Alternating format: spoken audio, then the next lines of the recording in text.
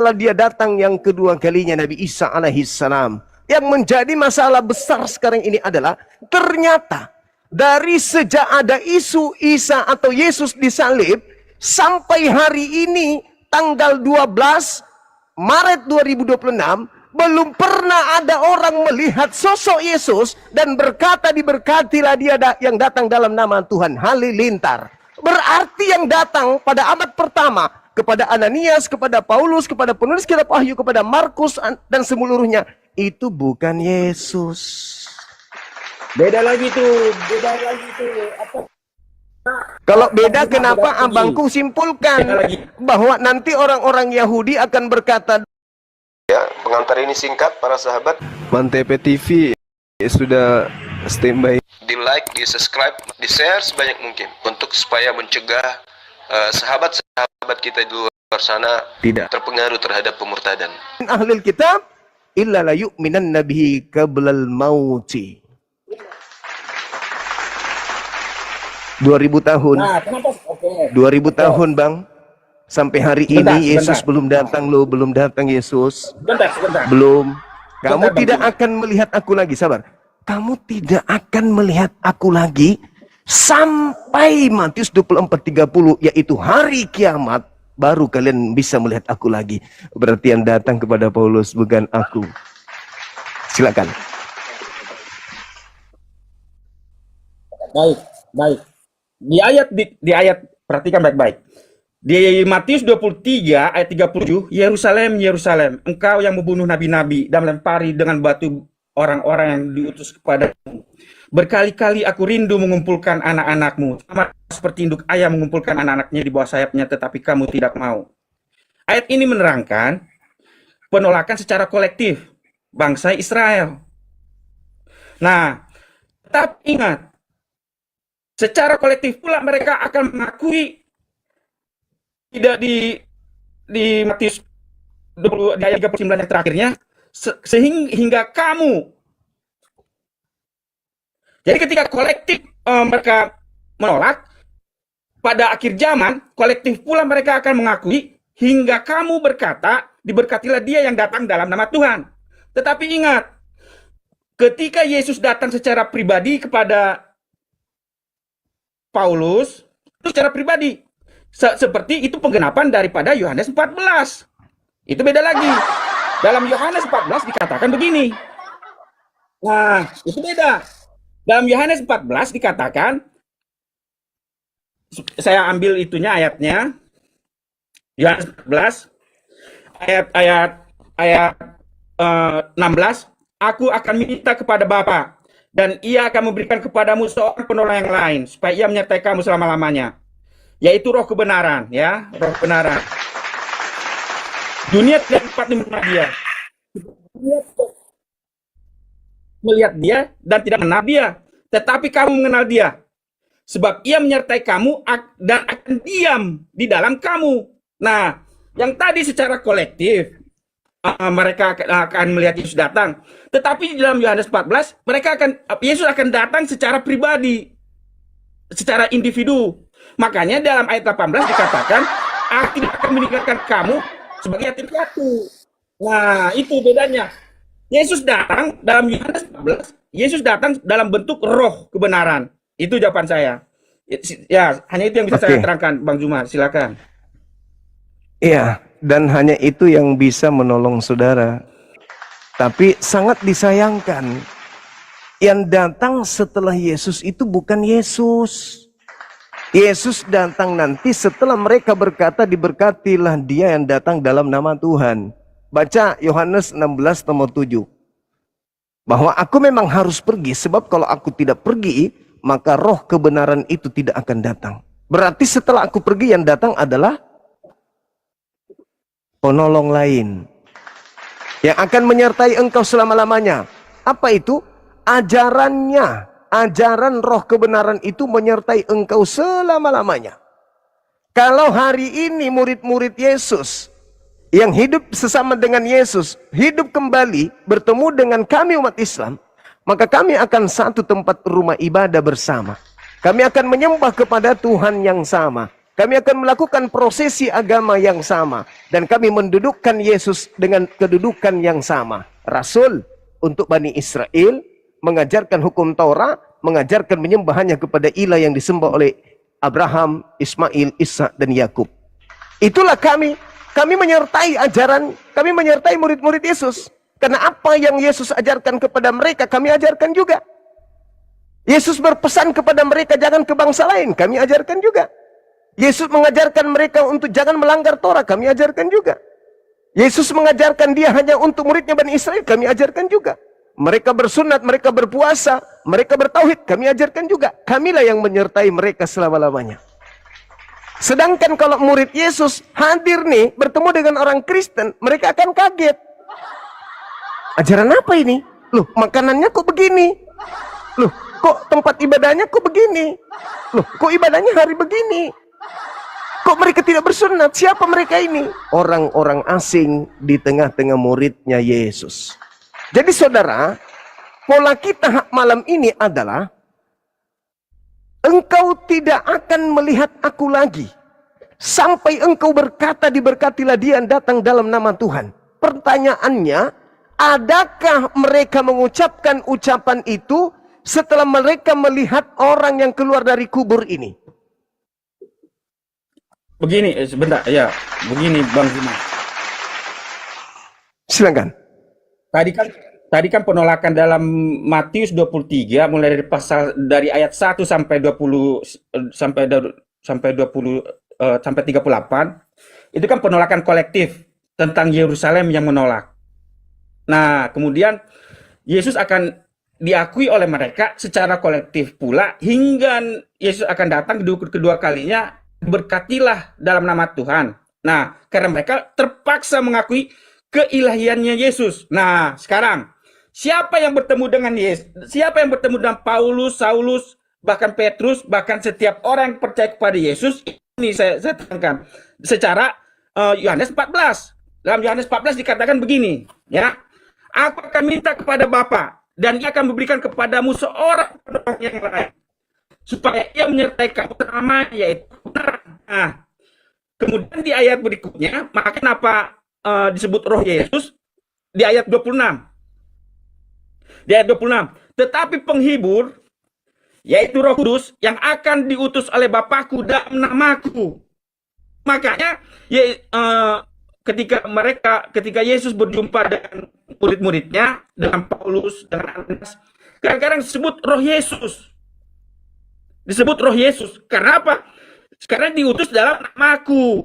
Dalam Yohanes 14 ayat 26. Tetapi penghibur, yaitu Roh Kudus, yang akan diutus oleh Bapa dalam namaku, Dia akan mengajarkan segala sesuatu kepadamu dan akan mengingatkan kamu dan akan semua yang telah kukatakan kepadamu. Itu adalah roh Yesus itu sendiri. Nah, kemudian dari mana buktinya? Nah, buktinya begini. Dalam Yohanes 14 ayat 16 digunakan penghibur itu, digunakan kata parakletos, ya. Aku akan minta kepada Bapa dan Ia akan memberikan kepadamu orang parakletos yang lain. Nah, 1 Yohanes 2 ayat 1 menulisnya begini. Ditafsirkan parakletos itu. Anak-anakku, hal ini kutuliskan kepadamu supaya kamu jangan berbuat dosa. Namun jika seorang berbuat dosa, kita mempunyai seorang parakletos. 1 Yohanes 2 ayat 1 ditulis oleh Yohanes juga yang menulis kitab Yohanes tadi. Nah, menggunakan kata-kata parakletos. Kita mempunyai seorang pengantara. Kalau bahasa Yunaninya itu disebut parakletos. Pada Bapa, yaitu Yesus Kristus yang adil. Makanya Yohanes 14 ayat 26 itu menggunakan roh penolong itu atas nama Yesus. Makanya di dalam Galatia 4 ayat 4, saya sebut ayat terakhir ya, dalam Galatia 4 ayat 4 dikatakan begini. Galatia 4 ayat 4. Setelah genap waktunya, maka Allah mengutus anaknya yang lahir dari seorang perempuan dan takluk kepada hukum Taurat. Ia diutus untuk menebus mereka yang takluk kepada hukum Taurat supaya kita diterima menjadi anak. Di ayat 4 dikatakan Allah mengutus anaknya. Tapi dikatakan, dan karena kamu adalah anak, maka Allah telah menyuruh roh anaknya. Ingat, Tadi dikatakan Parakletos itu adalah Yesus. Kemudian di Yohanes 14 ayat 26 dikatakan dalam namaku. Kemudian Galatia 4 ayat 4 dan 6 mengatakan anak dan roh anaknya. Jadi roh itu, makanya Yesus setiap berjumpa dengan Paulus disebut roh Yesus atau roh Kristus. Itu jawaban saya. Terima kasih Bang Zuma. Oke, saudara. Jadi ada keanehan di situ. Ada keanehan argumentasi yang tidak sesuai dengan logika kita. Yohanes 14:16, aku akan minta kepada Bapa agar Bapa mengutus seorang penolong lain. Dan penolong lain itu adalah saya. Kan apa ini ceritanya? Bukan begitu Bapak, jangan dipaksakan saudara. Kalaupun saudara memaksakan yang datang kepada Paulus, Ananias, dan semua yang ada bercerita tentang kesaksian kedatangan Yesus termasuk Paulus. Ada nggak mereka berkata diberkatilah Yesus yang datang dalam nama Tuhan? Ada nggak? Silakan.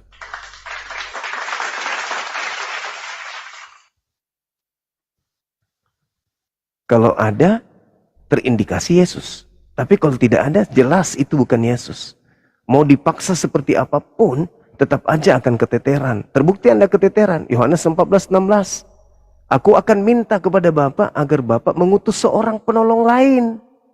Seorang penolong lain berarti bukan Yesus. Tapi Anda memaksakan karena itulah jalan satu-satunya untuk menolong argumentasi saudara. Nah sekarang permasalahannya kembali.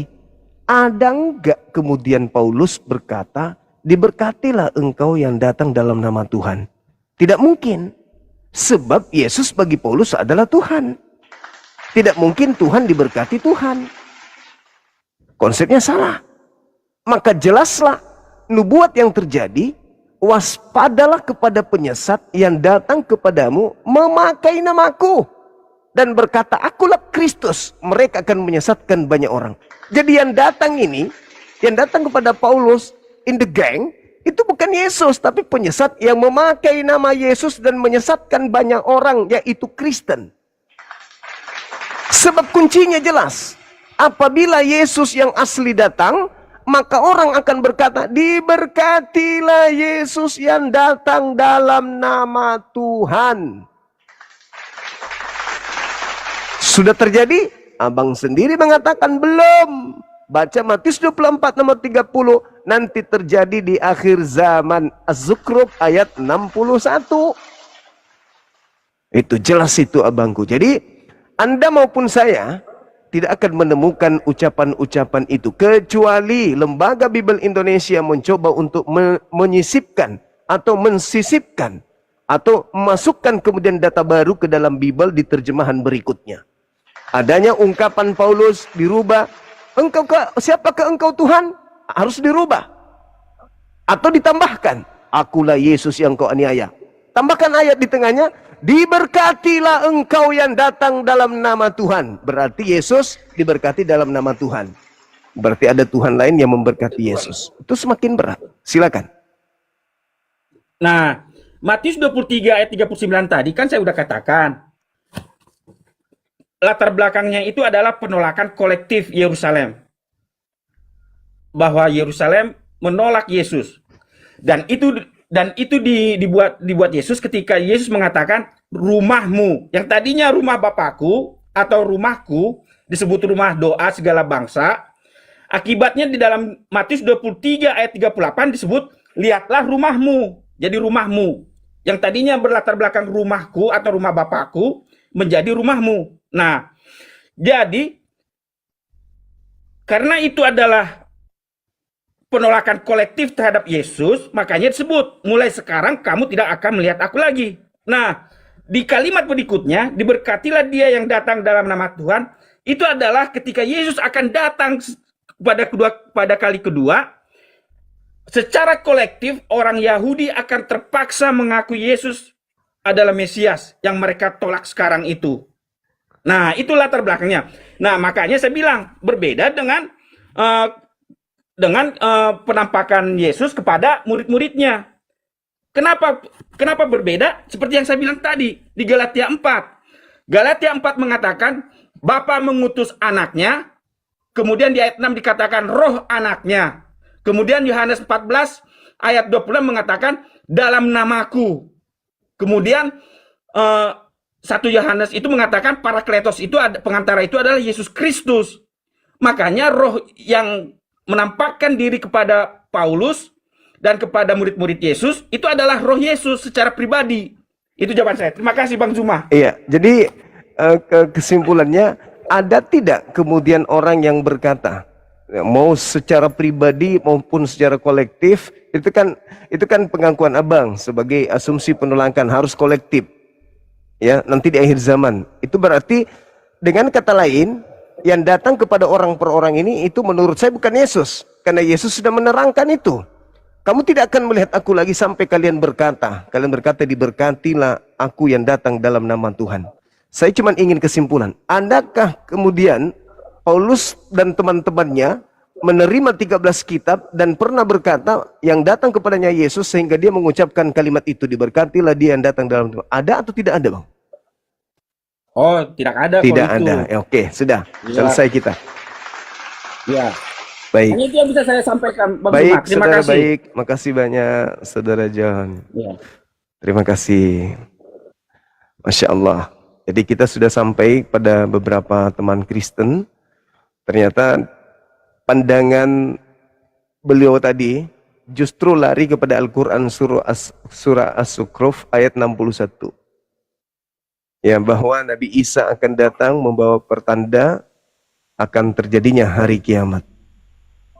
Tidak mampu membuktikan bahwa memang Paulus atau siapapun dia, ketika ada yang mengaku Yesus, mereka mengatakan itu, diberkatilah Yesus yang datang dalam nama Tuhan. Artinya, sudah 2000 tahun, saudara-saudara kita Kristen kena prank.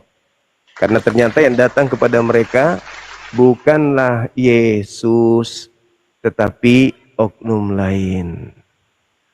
Nah, oke, Saudara Sony, mungkin Anda sudah mendengarkan beberapa saudara Kristen kita yang keteteran untuk menjawab tema ini. Silakan. Secara umumnya sih kurang tepat dia menjelaskan itu. Coba saudara yang menjelaskan. Cuma udah sangat baik juga dia menjelaskan ayat-ayat, cuma penjabarannya kurang dan juga Bang Juma juga kurang memahami ayat itu. Yang perlu saya diskusikan begini, Juma. Di media sosial di seluruh aplikasi itu banyak tersebar berita-berita miring atau entah bagaimana itu tentang Juma mensahadatkan seseorang. Itu ceritanya bagaimana, Juma tuh? Masa kamu tidak tahu, pura-pura tidak tahu? Itu Kan lengkap videonya. Kan lengkap videonya. Jadi Enggak, dia itu. nih. Oke, Tunggu, saya tunggu, ceritakan. Tunggu dulu. Nanti dibantah atau betul apa enggak ya? Nah. Kebiasaan kalian memang gitu. Silakan. Di dalam video, Orang penjahat disalib aja kalian kira Tuhan. Ya, lanjut. udah. Kebiasaan kalian memang begitu. Merubah kebenaran menjadi kesalahan, kesalahan menjadi kebenaran. Itu kalian. Tunggu dulu. Kebiasaan kalian memang begitu. Silakan. Iya. Di dalam video itu dia mengaku pendeta. Tapi setelah diselidiki dia bukan pendeta. Berarti dia bohong. Yang mensahadatkan itu berarti adalah bohong. Juma. Berarti bohong. Dia bohong kan? Coba buka videonya si Dondi. Aku Dia yang mengakui. nelpon beliau. Oke. Dia mengakui Bahwasannya. tunggu dulu. Bodat. Itulah kalian. Kejadian tragedi di tengah-tengah Bani Israel, kalian diramu sampai korban penyaliban itu duduk menjadi dewa, Agnetos Theos. Endingnya tuh diramu, cukup. Sudah jelas-jelas duduk perkara, eksekutor. Siapa eksekutor di TKP, seperti apa ceritanya, udah jelas sekali. Digodok, diputar, akhirnya dia berdiri. Orang yang jahat yang disalib ini berdiri menjadi Agnostos Theos. Nah, itulah kalau bodat berbicara itu begitu. Begu bicara begitu, begu. Apa yang ada di lapangan digodok, tok, tok, tok, tok, tok, tok, tok, tok, tok, tok, tok, tok. Manusia, anak orang lahir digodok, tok, tok, tok, tok, tok, langsung jadi dewa. Nah itulah bodat begitu dia. Bodat begitu. Berbicara tidak pakai otak, tapi pakai kebencian. Andai saja Arom itu punya kemudian apa? Punya kemudian misi bersama dengan kami umat Islam, ya sekarang dia dipermalukan sedunia. Harusnya diangkat bicara dong. Mana itu pacarnya yang Kristen? Angkat bicara dong yang pacarnya Kristen itu sekarang. Oh, Arom itu memang dipaksa begini-begini. Kami ini tertipu. Dulu waktu dia masih Islam, dia bukan penipu. Karena tidak ada muncul di sosmed menipu. Begitu dia pacaran dengan orang Kristen, beberapa kali masuk ke gereja, menjadi pembohong dia. Menjadi penipu dia. Mengaku pendeta lagi sama kita. Harusnya kalian yang malu. Bukan jadi kebanggaan. Seorang Kristen mengaku pendeta, kamu yang malu. Oh, dia belum Kristen, Bang, karena dia bukan, KTP-nya masih, memang belum ganti KTP, tapi dia sudah Kristen. Alamak, memanglah kalian ini benar-benar nggak ada malunya, memang nggak ada malunya, nggak ada rasa-rasa malunya gitu. Ngeri kali. Saya kan udah menyatakan, mengeluarkan pernyataan, saudara Kristen harusnya kalian malu. Dipermalukan sama dia karena dia mengaku pendeta. Lapor di polisi. Nah, nanti dari sana saya dipanggil sebagai saksi. Kodondi dipanggil sebagai saksi. Di situ diurai nanti tuh. Supaya kalian itu jangan pura-pura bego. Tapi memang bego. Kayak si Sony tadi itu memang orang bego itu si Sony. Begu. Bodat. Nah, itulah si Sony. Bodat.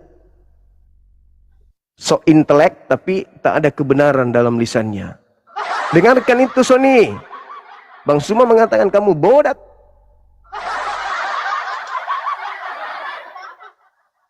Bodoh dan datar. Itu namanya bodat. Bodoh dan datar. Nah, itulah kusingkat bodat. Bodoh dan datar. Kenapa?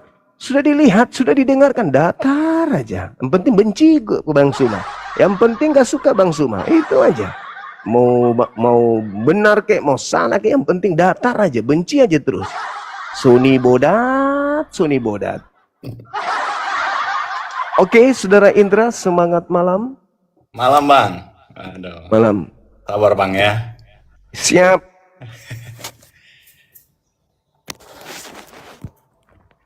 Silakan. Dari mana abangku? Katolik, Protestan? Protestan Bang. Oke, bisa buka kameranya. Ini sudah kebuka ya? Oh iya, sorry. Saya nggak lihat tadi. Oke. Bagaimana tanggapan saudara? Iya nih. Ini salam kenal ya Bang ya. Siap. Saya melihat video-video Bang Suma di YouTube, sebenarnya takut saya menaikin ya. Tapi ternyata baik sebenarnya. Tergantung dari orang Kristen yang yang diskusi. Iya, silakan Bang, silakan. Gitu. Oke Bang, mungkin Matius 23 ayat 39. Siap. Saya hampir mirip Bang dengan yang tadi saya lupa Bapak siapa tadi. Iya. Ya, saya hampir mirip Bang. Memang diawalkan ketika kalau kita lihat dari ayat itu, kita memang harus melihat kisah sebelumnya Bang. Kisah sebelumnya bagaimana Yesus dengan murid-muridnya ketika datang di Yerusalem. Ya, ketika datang di Yerusalem, Yesus dieluk-elukan, dan pada saat itu bangsa Yerusalem itu atau orang di Yerusalem itu ingin segera mengangkatnya itu menjadi raja sebenarnya pada saat itu. Ya, termasuk murid-muridnya. Namun Yesus itu menghindar. Yesus menghindar karena memang tujuan utamanya Yesus untuk ke dunia ini bukan langsung untuk menjadi raja, karena mereka ini bahkan murid-muridnya dan orang Yerusalem ingin menjadikan Yesus itu sebagai raja politik pada saat itu. Namun Yesus memilih menghindar, dan kita tahu cerita bersama sebelumnya itu bagaimana Yesus menyaksikan bait suci sudah menjadi tempat sarang untuk jual menjual, sudah menjadi bukan seharusnya bait suci itu digunakan. Dan Yesus marah pada saat itu. Dan singkat cerita, Yesus berdebat lagi dengan orang-orang Farisi dan lain-lain. Dan akhirnya masuklah di ayat yang Matius 23 ayat 39. Nah, dan saya setuju dengan Bapak yang tadi, Bang, yang mengatakan bahwa maksud dari apa yang Yesus katakan, bahwa itu adalah maksud kedatangan Yesus kali yang kedua, Bang Zuma. Ya, jadi pada saat itu Yesus mengatakan bahwa Yerusalem sudah menjadi bukan lagi yang seharusnya. Yerusalem menghancurkan atau melempari nabi-nabi, ya, yang seharusnya Yerusalem ini menjadi, atau bangsa Israel ini menjadi contoh untuk ke bangsa-bangsa lain, namun mereka sudah tidak menjadi seperti yang seharusnya. Sehingga Yesus mengatakan kepada mereka, Bang, kepada mereka, bukan kepada murid-muridnya, kepada mereka pada saat itu di orang-orang di Yerusalem, bahwa mereka tidak akan melihat aku lagi, karena mereka pada saat itu menginginkan Yesus itu menjadi raja politik. Namun kalau kita baca itu secara keseluruhan, Yesus lari, Yesus bersembunyi, dan akhirnya Yesus, kalau kita baca juga setelah ayat 23 itu, Yesus mengamarkan bagaimana tanda-tanda akhir zaman.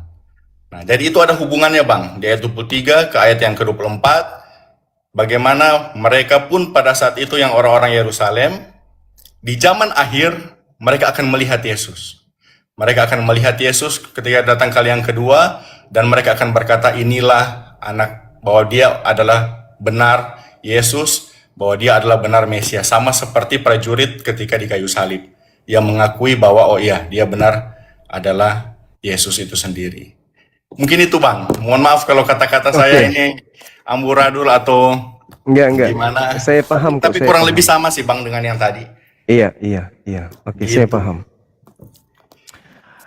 Kalau kita melihat di dalam Yohanes 16, di situ Yesus berkata bahwa tinggal sesaat lagi engkau akan melihat aku akan meninggalkan bumi, dan aku akan pergi kepada Bapa, kan gitu. Jadi memang Yesus mengatakan hal-hal tersebut.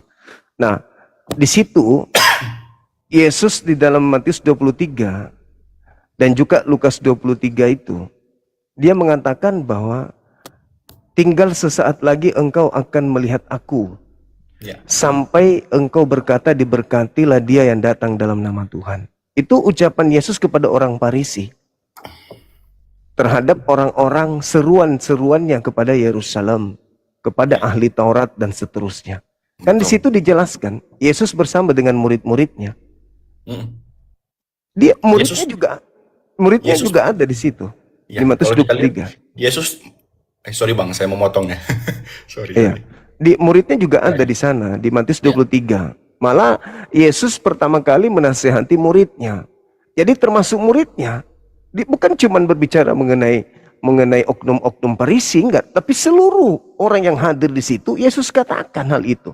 Kalian tidak lama lagi, engkau tidak akan melihat aku lagi, sampai kalian berkata diberkatilah dia yang datang dalam nama Tuhan. Nah, sekarang permasalahannya, ketika Yesus datang melalui bangkitnya dia dari kubur, ada nggak ucapan muridnya diberkatilah engkau yang datang dalam nama Tuhan?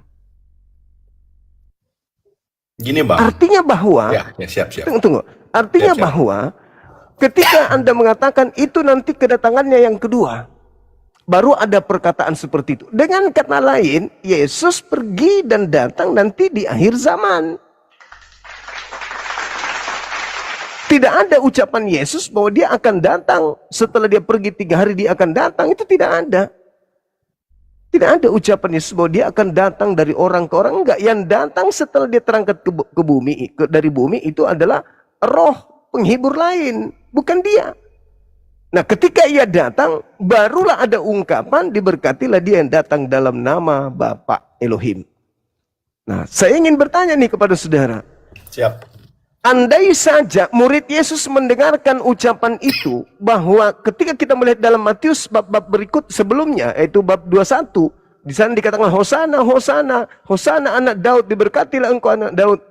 begitu mereka mendapat pengajaran gurunya akan bangkit pada hari ketiga, dan betul-betul bangkit, harusnya mereka berkata, diberkatilah engkau wahai Yesus yang datang dalam nama Tuhan. Faktanya kan enggak. Justru menganggap Yesus itu sebagai hantu. Bukan malah melakukan pemberkatan, tapi menganggapnya hantu. Berarti kesimpulan saya, yang datang setelah kebangkitan itu bukan Yesus. Karena tak ada manusia yang berkata, diberkatilah engkau yang datang dalam nama Tuhan. Silakan. Ya, gitulah Bang. Jadi bahkan sampai Yesus mati pun mereka itu masih tidak sepenuhnya percaya. Bahkan ada yang mengkhianati Yesus. Gitu. Jadi sekali lagi yang pertama itu, maksud Yesus di pasal itu adalah, karena itu berhubungan dengan pasal selanjutnya, adalah mengenai kedatangan Yesus kali yang kedua. Itu yang pertama. Yang kedua, murid Yesus itu bagaimana dia mau mengatakan bahwa engkau diberkati, engkau adalah utusan Tuhan diberkati, padahal mereka pun takut. Mereka tuh tidak percaya kalau Yesus itu bangkit. Karena mereka sebagai manusia biasa, mereka tidak yakin, oh ini benar adalah Yesus. Padahal Yesus sudah mengamarkan mereka 3,5 tahun bersama-sama dengan pelayanan dengan Yesus. Namun mereka masih tidak yakin. Bahkan di Yerusalem itu sendiri, mereka masih menginginkan sama dengan Yerusalem untuk Yesus menjadi raja politik pada saat itu. Jadi mereka itu tidak yakin. Bahkan ketika Yesus ditangkap, mereka semua lari, Bang. Lari. Hanya perempuan-perempuan ini yang sampai di penyalipan, yang mau bersama-sama dengan Yesus. Jadi tidak mungkin mereka pada saat Yesus bangkit, sedangkan waktu Yesus ditangkap aja mereka lari, dan ketika Yesus bangkit mereka langsung sadar, oh benar ini adalah anak Tuhan yang diutus dan engkau akan diberkati. Jadi tidak mungkin itu, Bang. Nanti ketika Yesus menunjukkan bahwa tangannya lubang secara sifat manusia, dan Yesus terangkat ke surga, dan mereka mengetahui bagaimana hidup yang kekal, dan Yesus memerintahkan mereka untuk pergi ke seluruh bangsa, baru mereka menjadi martir saat itu, Bang. Mungkin itu, Bang, pemahaman dari saya, Bang Zuma. Setelah murid-muridnya tahu itu Yesus, ada nggak ucapan diberkatilah engkau yang datang dalam nama Bapa? Tidak ada. Tidak ada, berarti itu Tidak bukan ada. Yesus, Bang. Berarti itu bukan Yesus. Ya, Bang. Karena sekali lagi, Bang, pasal itu berkata bahwa itu adalah ketika Yesus datang ke kali yang kedua. Dia datang ke dunia ini yang pertama kepada bangsa Israel, Bang. Karena pekabaran itu dari zaman nabi-nabi yang pertama itu datang kepada bangsa Israel. Jadi Yesus datang kepada bangsa Israel untuk memberikan keselamatan bagi mereka, sehingga mereka bisa menyebarkan pekabaran ini ke seluruh bangsa-bangsa. Namun ternyata mereka ini tidak melakukan dan mereka tidak percaya. Dan pada saat itu, Yesus itu sedih, Bang. Di pasal itu, cerita itu Yesus merasa sedih. Dan Yesus, kenapa? Karena ternyata Yerusalem ini tidak mau mendengarkan mengenai dia. Tidak mau, padahal dia pada saat itu sudah menyembuhkan, sudah berbuat mujizat dan lain sebagainya, tapi mereka masih tidak percaya. Dan bahkan murid-muridnya masih tidak mengimani apa misi utama Yesus untuk datang ke dunia. Gitu, Bang. Iya, oke. Jadi saya katakan sekali lagi, saya masih tetap bertahan di situ. Kenapa? Yap. Karena selain Yesus mengatakan bahwa engkau tidak akan melihat aku lagi, sebelum engkau berkata bahwa diberkatilah engkau yang datang, dia yang datang dalam nama Tuhan. Itu satu. Yap. Yang kedua, penampakan yang muncul kemudian mengatasnamakan Yesus, Yesus pun mewanti-wanti muridnya. Jadi apabila ada orang berkata kepadamu, ada Mesias di sini, ada Mesias di sana, jangan kau percaya.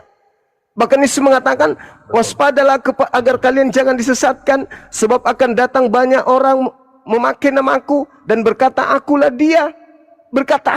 Akulah Yesus. Mereka akan menyesatkan banyak orang. Berarti kesimpulannya sudah tergenapi seluruhnya. Bahwasanya yang datang memakai nama Yesus, orang-orang tidak berkata diberkatilah dia dalam nama Tuhan. Dan ternyata saudara sendiri mengatakan Yesus nanti datang kedua kalinya. Berarti kedatangan yang keberapa yang datang kepada mereka ini? Kedatangan yang keberapa yang datang kepada Paulus? Kedatangan yang keberapa yang datang kepada Ananias? Kedatangan yang keberapa yang datang di Pulau Patmos? Sedangkan kedatangan yang kedua saja belum datang. Oh, ya. Silakan. Izin menjawab, Bang? Ya. Ya, artinya kan menurut yang saya pelajari, Bang, ya, mohon izin, Bang. Jadi yang saya tahu Yesus itu menampakkan diri kepada Paulus dan juga Ananias itu tidak secara badani ya, Bang, ya. Dalam bentuk cahaya. Kalau kepada Nah, Paulus dalam itu bentuk semakin cahaya. kuat, Abang. Itu semakin kuat, itu bukan Yesus. Ya, Cuman maksudnya dalam ngaku-ngaku. bentuk cahaya dan Cuman ngaku-ngaku ada Yesus doang. perkataan. Cuman Ada ucapan, kata Yesus. akulah Yesus. Nah, itu semakin Ya. kuat, itu bukan Yesus. Karena malaikat berkata Siapa? di dalam Kisah Para Rasul, Yesus yang engkau lihat terangkat ke langit akan datang sama seperti engkau melihat dia terangkat ke langit. Dia terangkat dengan jasad, datang dengan jasad. Sementara yang didengarkan Paulus itu tidak ada jasad, cuman suara dan juga cahaya. Berarti dia itu bukan Yesus. Berarti justru tergenapi penyesat yang datang memakai namaku. Siap. Nah, itu yang tergenapi. Ya, ini artinya kan ini kan diskusi, Bang. Iya, Karena saya iya, yakin, betul. ya saya yakin kan di Abang juga nggak mungkin mengalahkan karena ini kan mengenai ini. Tapi kan kita diskusi berdasarkan apa yang saya pelajari, gitu. Iya, silakan, Jadi, silakan. jadi Yesus tuh datang ke Petrus juga, Bang. Maksudnya, mohon izin, saya lupa apakah Yesus atau malaikat yang mengatakan kepada Petrus bahwa dia itu jangan hanya mengabarkan Injil kepada orang Yahudi saja. Jadi ketika Yesus terangkat ke surga, murid-muridnya pun tetap bingung, Bang. Mereka ini tetap berpikir bahwa mereka ini hanya ditugaskan kepada orang Yahudi saja. Makanya Petrus ketika mendapatkan penglihatan, dia langsung tersadar, oh iya, saya tidak boleh mengharamkan bangsa bukan orang Yahudi. Semua bangsa ini sama. Nah, jadi masih ada tanda tanya dan masih memerlukan penglihatan-penglihatan untuk kepada murid-muridnya, Bang. Bayangkan kalau tidak ada penglihatan kepada Paulus, dia ini penganiaya umat Tuhan, Bang. Kalau tidak ada penglihatan suara Tuhan langsung, dia tidak akan mungkin menjadi martir pada saat itu. Gitu. Dan maksud Tuhan kedatangan Yesus kali yang kedua adalah itu hari-hari yang setelah ayat pasal 23 itu, Bang, di pasal 24. Ya kan? Dikatakan juga di situ bahkan anak tidak tahu sendiri, hanya Bapa sendiri yang tahu. Bagaimana kedatangan kali yang kedua itu. Jadi kalau kita mau bilang, oh ini kedatangan keberapa, kita tidak ada yang tahu. Gitu, Bang. Itu dari apa yang saya pelajari selama ini, Bang. Iya. Saya tetap pada pendirian saya bahwasanya Yesus berbicara kepada murid-muridnya, berbicara kepada orang Yahudi, engkau tidak akan melihat aku lagi. Dan Yesus tidak mungkin berbohong. Sampai kalian berkata, diberkatilah dia yang datang dalam nama Tuhan. Iya. Berarti ketika banyak kedatangan sosok yang mengaku Yesus, ya saya katakan itu bukan Yesus. Karena kalau itu adalah Yesus, berarti Yesus menyalahi ucapannya sendiri. Ternyata dia datang dan tidak ada orang yang berkata, diberkatilah engkau. Berarti pemberitaan Matius 23:39 itu hoax. Nah, kemudian kalau itu adalah Yesus, lalu mana penyesat yang menyesatkan banyak orang itu yang memakai nama Yesus, bermukjizat, mengusir setan, bernubuat pakai nama Yesus? Orang banyak itu mana? Apa nama orang tersebut, kelompok banyak ini yang disesatkan oleh Yesus palsu? Saya melihat di bumi ini, di dunia ini, di tahun 2026 belum ada kelompok di luar Kristen yang memakai nama Yesus. Di mana Yesus menubuatkan mereka akan menyesatkan banyak orang. Memakai namaku menyesatkan banyak orang. Menyebar ke seluruh dunia memakai namaku menyesatkan banyak orang. Dan itu saya temukan hanya Kristen, tak ada yang lain. Islam menyebar memakai nama Nabi Muhammad, bukan nama Yesus. Hindu juga begitu, Buddha juga begitu, ateis apalagi. Satu-satunya manusia, kelompok yang menyebar ke seluruh dunia memakai nama Yesus itu hanya Kristen. Ya, betul, Bang. Nah, sedangkan Kristen dibangun dari pernyataan-pernyataan orang seperti Paulus, seperti penulis kitab Wahyu dan seterusnya. Tidak ada ungkapan bahwa diberkatilah dia yang datang dalam nama Tuhan. Tidak ada, Bang. Tidak ada. Nah, itu dia. Tidak ada di Oke, Alkitab memang. Oke, baik, baik, Iya. baik, baik. Oke, saudara, thank you.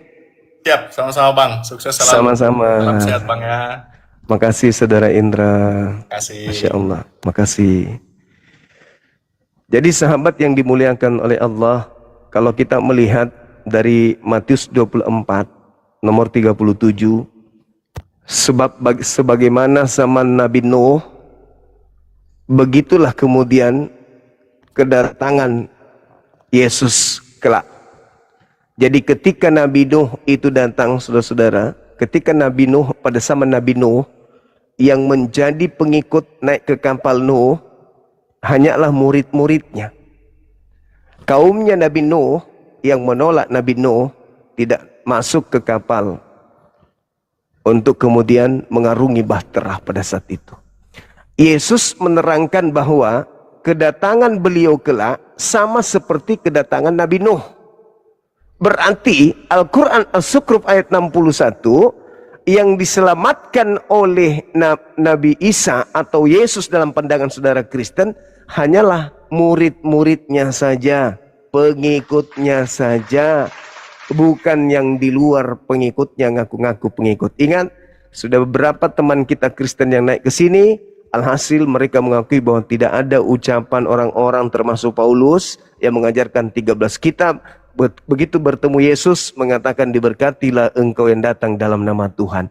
Dengan kata lain, 2000 tahun mereka menyembah bukan anak Maria. Dan kalaupun mereka menyembah anak Maria berarti mereka menyembah manusia. Saya kira begitu. Saudara moderator masih monitor, silakan dinaikkan lagi saudara kita yang non muslim.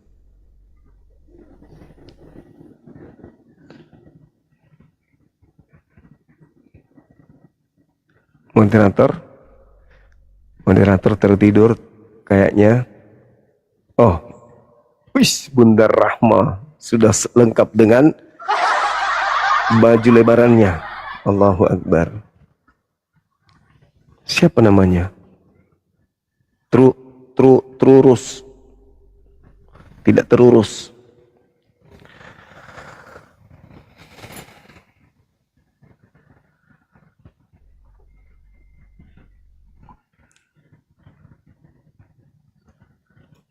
Halo? Halo? Tak urus. Tak urus ya namanya ya. Di sini belum duduk beliau. Kalau di HP ku yang satu, Terurus Mei, sudah ada namanya. Tak urus. Oh, tak urus. Oh, turun beliau. Silakan Bunda Rahma dinaikkan yang lain, Bun. Kalau Bunda tidak ngantuk.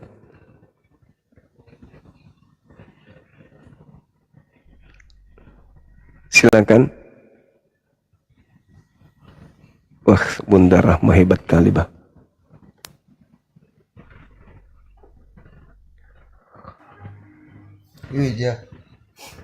Halo, Saudara Gaps.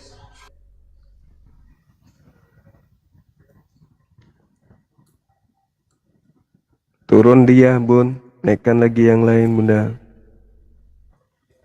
Makasih, Bunda Rahma.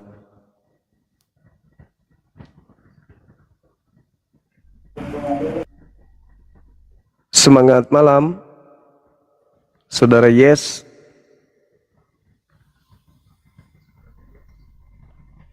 Halo, bisa buka kameranya, Bang? Cek. Halo. Silakan yang lain.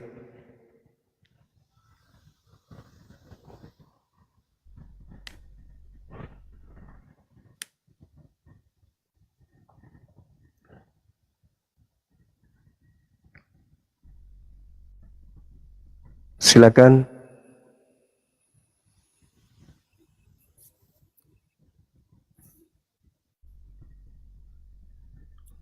Halo, semangat malam, Saudara Ray.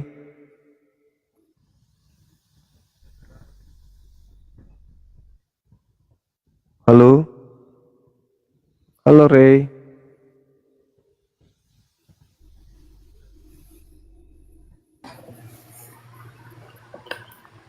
Halo, Halo, suaraku ada bang? ada. Silakan buka kamera. Izin bang sebentar ya, aku pakai baju lama dari tadi nunggu. Bentar ya bang. Iya, iya. Silakan, silakan.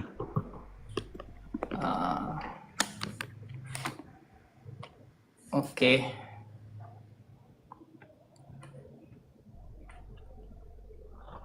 Halo bang, selamat malam bang. Oke, selamat malam saudara. Siapa namanya ini? Tuan Norang. Panggil Morang aja bang, Morang. Oh iya, iya. Oke, oke, saudara Morang. Bagaimana Anda menyikapi materi saya ini terkait dengan Yesus? Kalau dari materinya sih udah, kalau aku ya, saya Kristen ya bang, yang dari Kandi Seriau, salam kenal ya bang. Iya, iya. Udah cocok sih. Cuman aku tadi mau naik, cuman mau ngasih 2 pertanyaan aja. Cuman satu Ya. udah kejawab. Terus yang satu lagi gini bang, tapi sebelumnya saya minta maaf kalau pertanyaan saya kayak lancang atau salah ya. Iya, iya, iya. Silakan.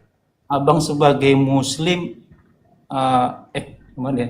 Oh, bagaimana menurut abang kalau ada teman-teman kita yang umat Muslim menghina Yesus? Ya itu nggak boleh. Nggak Nggak ada boleh. alasan. Nggak ada alasan untuk menghina Karena kan Yesus. gini Nggak ada. bang, ada beberapa oknum lah itu kan, kayak yang di TikTok atau apa dibikin apa sih, meme-meme gitu kan. Hmm. Nah, pernah juga saya bertanya sama teman Muslim, kalau setahu aku Ustadz juga kalau berkhotbah gitu kan, Iya. kalau kamu benar-benar Islam, kamu harus cinta Yesus juga kan gitu. Iya. Nah, ada juga sih beberapa teman yang ngomong, kan itu kan Nabi bukan Tuhan katanya. Iya, bagi kalian Nabi, kalau kami kan menuhankannya. Saya cuma ini cuma bertanya gitu aja bang, bagaimana kalau ada Iya. teman-teman Muslim yang kayak menghina gitulah, menghina Yesus. Bagaimana sih tanggapan abang kayak penjelasannya gitu? Al-Quran menjelaskan di dalam surah Al-An'am ayat 108, kami umat Islam itu nggak boleh sama sekali mencaci, menghina sesembahan di luar daripada Islam. Nggak boleh. Itu nggak boleh. Nah, kalaupun ada yang berbicara Yesus ditampar, Yesus diludahin, itu dalam ranah diskusi dan itu dalilnya ada. Makanya kami tidak beriman kepada orang yang ditampar, orang yang diludahi ini sebagai nabi. Kami mengatakan itu adalah pengganti dari nabi kami, Nabi Isa alaihissalam, yang teraniaya, yang digantung, yang dibunuh itu bukan beliau, tapi adalah oknum lain. Meskipun demikian, itu yang saudara kami Kristen sembah, maka kami nggak boleh mencaci atau memaki. Saya di YouTube saya itu udah berapa tahun lamanya. Setiap Anda lihat YouTube saya itu muncul di situ. Saya mencintai Yesus sebab Yesus adalah orang Muslim. I love Jesus because Jesus is Muslim. Itu. Jadi di channel saya pun itu cinta kepada Yesus karena beliau adalah seorang Muslim. Gitu. Jadi kalau ada orang yang mencaci Yesus, ya itu dilarang dalam Al-Quran surah Al-An'am ayat 108. Gak boleh. Allah melarang keras. Jangan menghina, jangan mencaci sesembahan di luar daripada Islam. Itu gak boleh. Haram. Jadi kalau ada umat Islam melakukan itu berarti dia melanggar Al-Quran. Justru sebenarnya kalau kayak ada yang viral-viral gitu kan, kayak Ustadz yang khotbah gitu kan, justru dia cinta dengan Yesus itu kan Isa Al-Masih dalam Iya. Al-Quran. Iya. Berarti maksud saya bertanya kayak gitu biar nanti ke depannya kalau ada teman-teman yang Muslim yang ngomong kayak gini, jadi saya bisa buat ini apa namanya kayak negur gitu, biar nggak Iya. jadi provokasi. Itu sih maksud saya naik itu. Iya. Nggak ada Tapi apa-apa. tapi ada satu hal, saudara Morang. Kalau umat Islam itu Anda merasa mereka tidak bagus kalau dia mencaci sembahan saudara. Tapi bagaimana kalau Bible itu sendiri yang mencaci sembahan saudara? Anda kan tidak suka nih umat Islam mencaci Tuhan Anda. Nah, bagaimana kalau Bible sendiri yang mencaci Yesus? Karena gini bang, maaf saya potong ya. Iya, iya. Karena di dalam Islam, umat Islam yang benar-benar paham Al-Quran lah maksud saya kan, dia tidak akan mencaci Yesus, justru dia mencintai Yesus. Makanya saya cuma nanya bagaimana tanggapan abang bagi orang kayak yang awam lah mungkin, yang justru yang tidak paham. Ini oknum ya bang, bukan semua ya. Iya. Oknum beberapa yang kadang kan ada diplesetin gitu, kayak Yesus Kristus dibilang Yesus kritis gitu. Bagaimana tanggapan itu aja sih. Nggak Kalau boleh. abang tadi bilang, kalau abang tadi nanyakan bagaimana kalau di apa tadi pertanyaan abang di Bible. Di Bible. Kenapa saya bertanya kayak gitu tentang oknum tadi? Karena setahu saya juga Islam itu cinta dengan Yesus. Cuman Islam tidak menuhankan Yesus. Karena Islam kan menganggap Yesus itu seorang nabi. Kan gitu. Iya. Saya cuma bertanya itu aja sih Bang, enggak lebih. Oke. Pertanyaan pertama saya tadi udah terjawab dari tadi saya nonton di bawah. Oke, sip. Baik, Makasih, Saudara ya, Bang. Morang. Makasih. Iya, sama-sama. Makasih ya. Bang. Makasih.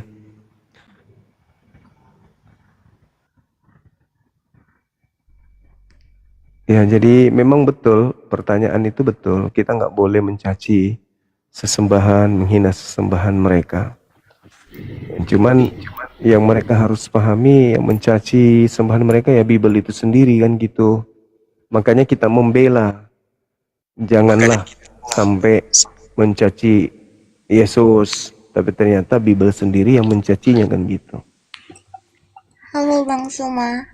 Halo juga, salam kenal. Halo. Kita Iya. kan aku udah pernah naik 2 kali. Oh, Terus yang tadi membuat siang sih. itu ya, oke? Ya, ada satu pertanyaan dari yang lagi dibahas. Iya. Jadi, tunggu. Tadi aku udah ada chat. Teman-teman di bawah minta buka kamera. Kayaknya boleh nggak kalau nggak? Soalnya serem banget mereka typingnya. Iya, kenapa katanya? Gini, aku udah cari, bukan cari sih. Aku tadi ada yang kasih ini. Jadi yang lagi dibahas itu kan dari Az-Zukhruf sama Matius 2:39. Nah terus kalau yang tunggu.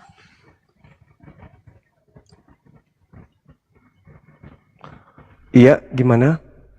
Bentar, handphoneku agak nge-lag.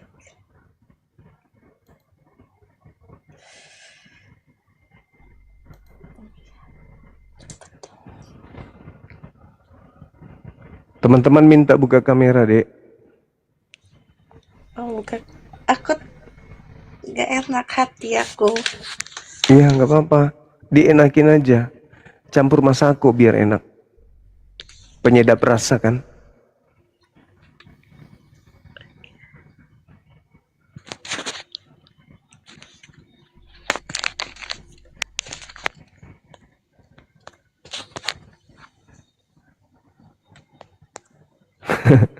Semua di bawah tuh pada menunggu buka kamera. Nah, tuh udah. Kan sama aja, nggak berubah mukanya. Oke, silakan. Silakan. Oke, tunggu. Aku masih cari.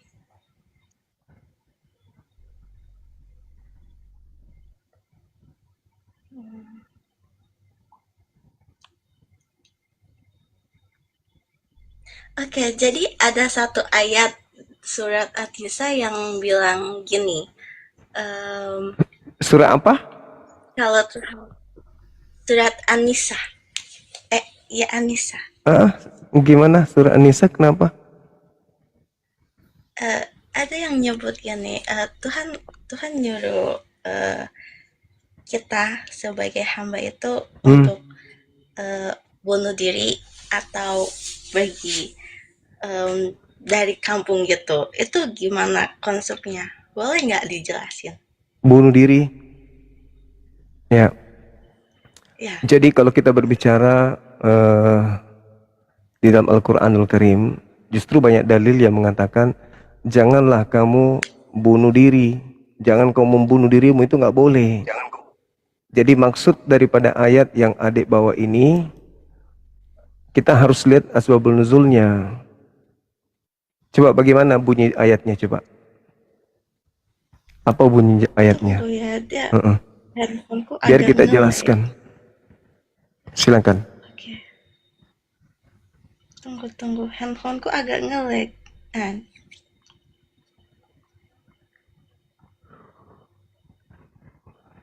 Biar belajar pelan-pelan kan nak?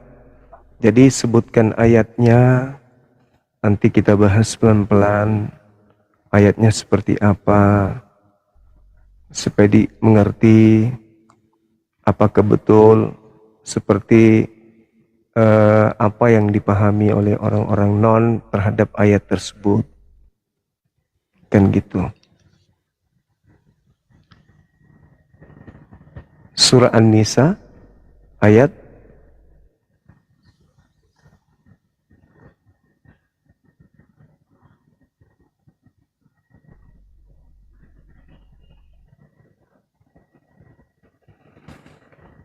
Surat An-Nisa ayat 66. ayat 66. Oh ya Allah ya Karim. Jadi kalau ya, Maaf. ini Ya, itu ayat yang ngajarin ayat itu siapa? dari orang Kristen. Jadi di situ Allah mengatakan begini. Bismillahirrahmanirrahim. Walau anna katabna alaihim. Sekiranya kata Allah, sekalipun aku perintahkan kepada mereka, bunuhlah dirimu dan keluarlah kamu dari kampung halamanmu, niscaya mereka tidak akan melakukannya kecuali sebagian kecil dari mereka. Ini Allah bukan menjadikan sebuah hukum kepada kamu umat Islam untuk bunuh diri, enggak. Allah sedang berbicara tentang kenapa noise-nya? Noise. Allah sedang bercerita tentang Nabi Muhammad SAW terkait orang-orang yang zalim, bukan menjadi hukum bagi umat Islam bahwa kami harus diperintahkan bunuh diri. Enggak ada perintah Allah untuk bunuh diri kepada umat Islam, enggak ada. Jadi itu bukanlah satu keadaan di mana umat Islam harus bunuh diri. Tidak ada itu di data ayat ini yang mengatakan tersebut. Sekiranya aku, kata Allah, memerintahkan kepada mereka untuk bunuh diri, itu kata Allah. Tetapi apakah Allah betul-betul memerintahkan orang itu bunuh diri? Enggak. Umat Islam bunuh diri? Enggak. Enggak ada perintah dalam umat Islam itu bahwasanya bunuh diri, itu enggak ada. Ayat itu bercerita tentang oknum yang kemudian diceritakan terkait dengan baginda Rasulullah Muhammad SAW. Jadi salah kaprah orang yang menitipkan pertanyaan itu. Begitu. Dikiranya kita umat Islam itu disuruh bunuh diri oleh Allah. Itu enggak. Tidak ada Allah menyuruh kita untuk bunuh diri.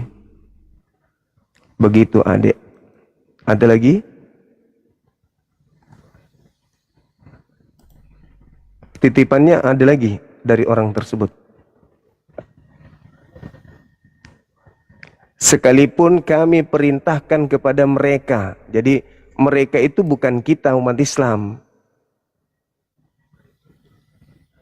Paham ya?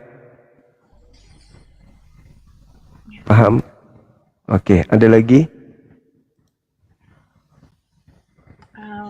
Kayak udah itu aja. Itu yang mau ditanyain. Gimana? Kenapa? Udah nggak ada lagi itu. Udah nggak ada lagi, cuman itu yang mau ditanyain. Oh iya. Jadi pada kesimpulannya ayat itu tidak memerintahkan kepada kita umat Islam untuk bunuh diri. Tidak memerintah. Itu ayat itu bercerita tentang orang-orang munafik yang sebenarnya tidak mau menerima Nabi Muhammad SAW sebagai sebagai hakim bagi mereka, walaupun ditetapkan kewajiban oleh Allah atas mereka. Tetapi di ayat-ayat sebelumnya daripada surah An-Nisa atau ayat setelahnya itu menggambarkan sikap orang-orang munafik bahwa apapun perintah tidak akan mereka lakukan disebabkan karena kemunafikan mereka. Itu bercerita tentang orang-orang munafik. Maka Allah mengatakan sekalipun aku perintahkan kepada mereka orang-orang munafik itu, bunuhlah dirimu sebagaimana dulu pernah ditetapkan sanksi semacam itu terhadap orang-orang Yahudi atau diusir dari perkampungan, mereka tidak akan melakukannya. Orang-orang munafik itu tidak akan melakukannya. Seperti itu. Sebagaimana yang dilakukan kemudian oleh kaum muslim dari Mekah ke Madinah, ternyata mereka orang munafik tidak akan melakukan karena lemahnya iman mereka. Mereka hanya mengatakan di mulut, tapi mereka tidak mempraktekkan. Gitu. Sedangkan kalau orang-orang beriman, kalau ada perintah bunuhlah dirimu, orang beriman dibunuh dirinya enggak? Kalau ada perintah Allah itu, bunuh. Kalau Allah yang perintahkan, sebagaimana Nabi Ibrahim memerintahkan membunuh anaknya, Nabi Ibrahim bunuh enggak anaknya? Iya, dibunuh. Tapi Allah seketika itu datang, kemudian kamu benar-benar beriman kepadaku, batalkan membunuh anakmu itu. Orang beriman diperintahkan bunuh, bunuh. Karena perintah Tuhannya. Ada orang diperintahkan jangan makan babi aja nggak mau menerima. Ya kan? Apalagi perintah yang lain. Gitu. Kalau kita umat Islam, cungkil matamu, cungkil. Potong tanganmu, potong. Potong lidahmu, potong lidah. Kalau diperintah. Sami'na wa ta'na. Umat Islam itu adalah taat. Nabi Ibrahim, bunuh anakmu. Bunuh. Gak bisa tidak. Itulah orang beriman. Tapi orang munafik, ya diiyakan, tetapi tidak dipraktekkan. Begitu adik. Jadi sekali lagi, sampaikan kepada saudara ya, yang menitipkan pertanyaan, di dalam Islam tidak ada ajaran untuk bunuh diri. Gak boleh. Haram hukumnya dalam Islam itu bunuh diri. Nah, ayat An-Nisa, ayat berapa tadi? An-Nisa, surah An-Nisa ayat berapa tadi itu? 66 ya. Itu sama sekali tidak berbicara tentang Islam itu perintahkan bunuh diri. Enggak. Itu Tuhan bercerita kepada Nabi Muhammad tentang tipikal atau karakter orang-orang munafik. Begitu.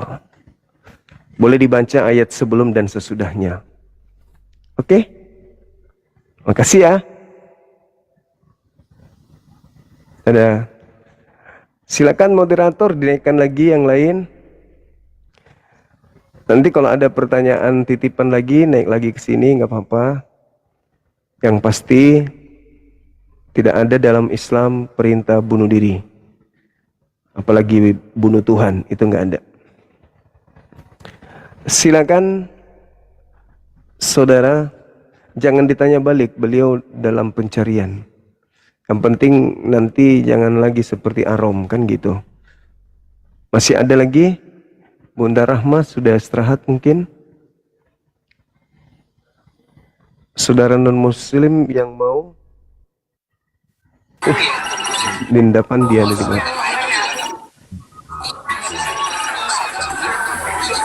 Berisik om.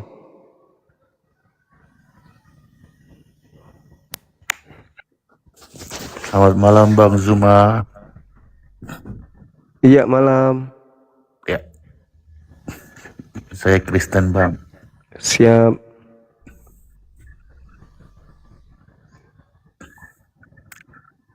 Iya. Bisa buka kameranya saudara Emmanuel? Bukan saya nggak mau Bang, pengikut saya baru sedikit Bang. Gak apa-apa gini tuh nggak bisa ya? Biasanya moderator turunin kalau nggak buka kamera. Oh, saya sudah, nggak apa-apa. Saya pamit. Iya. Terima kasih Bang Zuma. Siap, makasih saudara Emmanuel. Silakan teman yang lain naik, kita diskusi.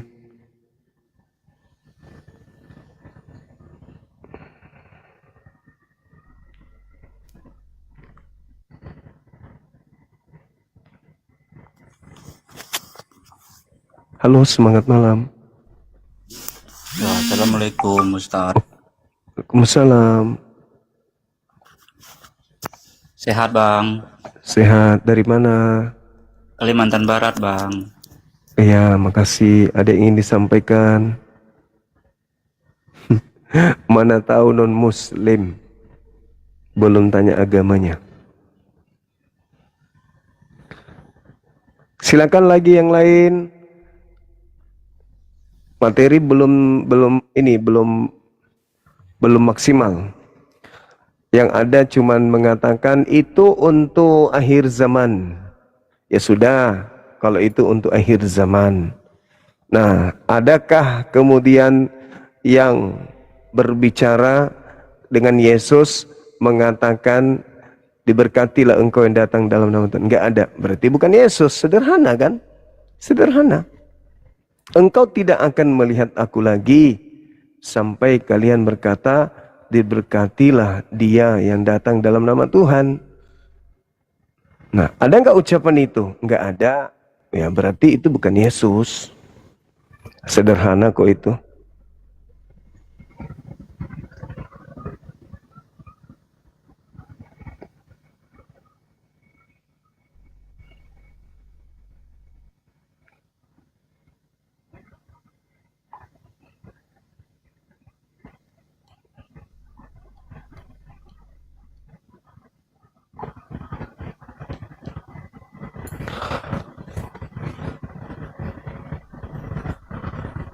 Sabar ya teman-teman, sabar. Kita tunggu teman-teman kita, para pendeta-pendeta. Dari tadi para pendeta pastor itu olahraga, mereka jogging untuk naik ke sini itu butuh kekuatan, butuh mental yang kuat. Kalau mentalnya tidak bagus, susah untuk naik ke sini. Semangat malam. Saudara Aga, cek, tidak kuat juga, harus kuat mental yang harus kuat. Kalau bisa bertahan, alhamdulillah. Halo, selamat malam. Halo. Tidak kuat juga. Ada lagi yang lain? Silakan. Cakaru di dosenge dibawa. Ada lagi? Tidak juga. Pendeta pastornya ada lagi?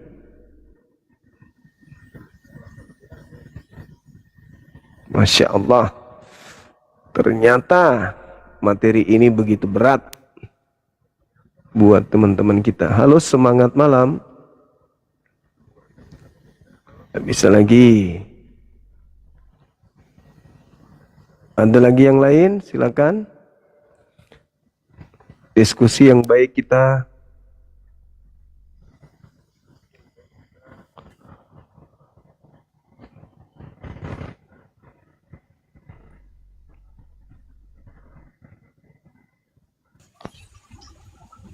Halo, semangat malam. Mantan presiden kita bukan? Selamat malam, Pak Jokowi kah? Maaf nih, nanya serius. Dengan Pak Jokowi di ini? Halo? Kita Pak Joko? Halo? Pakai akun baru atau Pak Joko pakai? Oh, Pak Yohanes. Pak Yohanes, selamat malam. Pak Yohanes. Woi. Pak Yohanes. Pak Yohanes. Tuli juga dia. Pak Jeme. Semangat malam Pak Jeme. Ya, selamat malam. Ya. Selamat malam. Dari mana? Kenapa diturunkan moderator? Sudah bersuara tadi itu. Mami kok udah bicara tadi, kenapa dikasih turun? Dede, ses saja Ki. Kasih naik nih saja. Ya, halo saudara ya. Halo. Semangat malam teman-teman.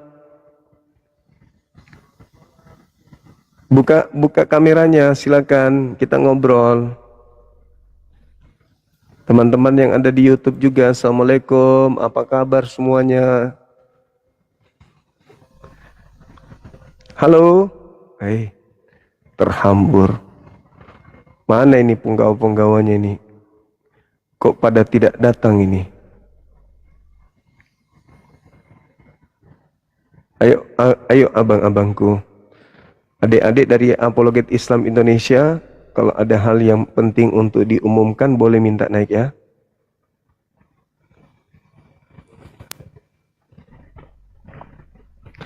Miki Nyuk, ada Miki Nyuk. Halo, semangat malam. Malam Bang. Halo, selamat malam Bang. Malam juga. Dari sekte mana abang ini? Katolik. Saya seorang Kristen. Oke. Bagaimana tanggapan saudara ketika saya berkata bahwa 2000 tahun lamanya orang-orang Kristen ini menyembah kepada bukan anak Maria, karena yang datang kepada Paulus in the gang itu tidak pernah disambut dengan ucapan diberkatilah dia yang datang dalam nama Tuhan. Sedangkan Yesus berkata di dalam Matius 23:39, engkau tidak akan melihat aku lagi sebelum engkau berkata, diberkatilah dia yang datang dalam nama Tuhan. Itu gimana itu Bang? Diberkatilah Iya. dia yang datang dalam nama Tuhan. Itu Iya. kalau nggak salah dengan kata lain kan, mereka pastinya ada yang menyanjung Yesus, dia yang datang kan? Iya. Dalam pengertian lainnya seperti itu. Jadi dalam catatan sejarah kan tidak ada yang tidak menyanjung Yesus. Enggak. Engkau tidak Ada akan yang menyanjung Yesus. Walaupun cuma satu orang, ya pernyataan abang itu bisa itu terbantahkan karena walaupun satu orang mengakui dia, Nah, ada enggak menyanjung orang dia kan? Ada enggak orang yang bertemu Yesus lantas berkata, diberkatilah engkau yang datang dalam nama Tuhan. Ada enggak ucapan itu? Paulus lah misalnya. Paulus menulis 13 buku. Diberkatilah. Hmm. Oh, kalau yang itu kisah diberkati itulah sebelum Yesus lahir aja kalimat itu sudah keluar, Bang. Enggak, bukan di situ. Yesus mengatakan di Matius 23:39, engkau tidak akan melihat aku lagi. Kan dia sudah mau pamit ini, udah mau berangkat ke langit. Engkau tidak akan melihat aku lagi sampai hingga engkau berkata, diberkatilah dia yang datang dalam nama Tuhan. Nah, pertanyaan saya, apakah ketika setelah penyaliban yang datang mengaku Yesus itu disambut dengan ucapan diberkatilah dia yang datang dalam nama Tuhan? Atau tidak? Itu seperti satu pengakuan yang dimana saya mau coba sinkronkan kurang lebih sama dengan kejadian di mana Yesus pada saat terakhir dia wafat dan dia mengatakan sudah selesai, dan ada satu pengakuan dari satu prajurit yang ikut menyiksa dia pada waktu itu, sungguh dia ini adalah orang benar, sungguh dia ini adalah anak Allah. Jadi saat pengakuan-pengakuan seperti itulah yang dimaksudkan dalam hal itu, mengakui dia sebagai sang kebenaran itu. Aku Yesus berkata kepadamu, mulai sekarang kamu tidak akan melihat aku lagi, hingga kamu berkata, diberkatilah dia yang datang dalam nama Tuhan. Iya. Ada nggak orang yang berkata seperti itu? Diberkatilah Yesus yang datang dalam nama Tuhan. Ada nggak yang pernah berkata seperti itu? Di dalam konteks Alkitab atau kehidupan orang beriman? Iya, orang-orang beriman. Di kejadian yang di Bible ini kan Paulus, Ananias, penulis kitab Wahyu, Markus, kemudian Matius, termasuk Yohanes. Ketika setelah terjadi penyaliban, adakah mereka begitu bertemu orang-orang yang mengaku Yesus ini, mereka menyambutnya dengan berkata, diberkatilah Yesus yang datang dalam nama Tuhan. Kan yang ada Iya. justru sebaliknya. Kalau berarti kalau yang seperti yang Abang sampaikan tertulis seperti yang Abang sampaikan itu memang tidak tercatat. Tidak ada. Iya, tapi secara pengakuan orang percaya pada saat itu ada bentuk pengakuan seperti itu ada. Di Tapi mana? yang tercatat Tertulis di mana itu? dari kepercayaan mereka kepada Yesus kan, itu bentuk pengakuan mereka kan. Tertulis atau tidak tertulis? Kalau secara tertulis seperti yang Abang sampaikan itu memang tidak tertulis. Lalu- Karena itu satu saja dituliskan di situ kan. Lalu saudara tahu dari mana kalau ada yang begitu? Iya, itu sebagai satu pernyataan di mana pengakuan seseorang kepada Yesus sebagai kebenaran itu sebagai Tuhan. Iya, maksud saya, Diberkatilah dia yang datang atas nama Tuhan. dalam nama Jadi itu Tuhan. satu pengakuan pengagungan ya, satu pengakuan pengagungan bagi